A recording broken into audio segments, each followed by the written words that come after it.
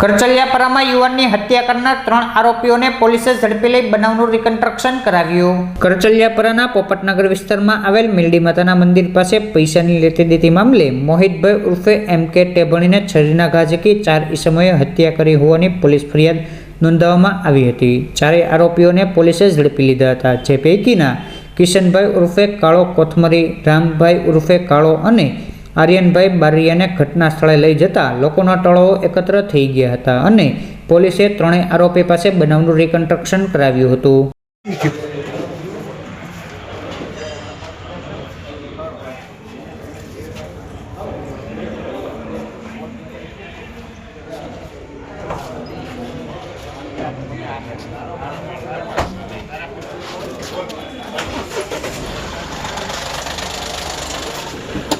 એના વચ્ચે લઈ લો અને એકનો પાછળ લઈ લો, એના વચ્ચે આ બેને આનો પાછળ લઈ